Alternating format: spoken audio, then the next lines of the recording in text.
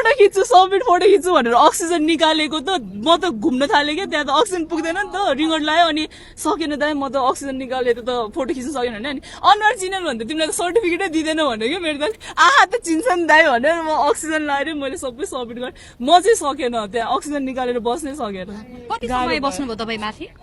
सगरमाथामा त बसेँ म 45 मिनट जति बसेँ किन भन्दा एकजना चाइनिज केटी हुनुहुन्थ्यो ट्याक्कै हिलारी स्टेप भनेको लास्ट इयर पनि त्यो कर्नेस भटेर मान्छेहरू बित्नु भएको थियो त्यो ठाउँमा अनि त्यो चाहिँ रिस्क हुन्छ धेरै भिड गर्नु मिल्दैन अनि त्यही एकजना चाइनिज केटी लडिदिनु भयो कि अनि बियोस उठ्नु भएन अनि शेर्पाहरूले उहाँलाई चाहिँ रेस्क्यु गरेर घिसार्दै लग्नु भएको थियो अनि आफू जाने कुरा भएन अनि बरु पिकमै बस्छु भनेर आनन्दले अक्सिजन पनि थियो मेरो दाइसँग अनि 45 मिनट आनन्दले ढुक्कसँग बसेँ चाइना हेरेँ लोबुचे पहिला चढेको हिमाल हेरेँ लोच्छे हेरेँ म आउँदैछु भनेर त्यो छुट्टै त्यो रमाइलो मजै छुट्टै छ त्यहाँ माथि आउँदैन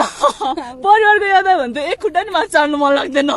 मेरो घरमा आमा चिन्ता होला बाउ चिन्ता होला भनेर क्या किन त्यस्तो रिस्की कुरा हो नि त बाटै बिसी तपाईँको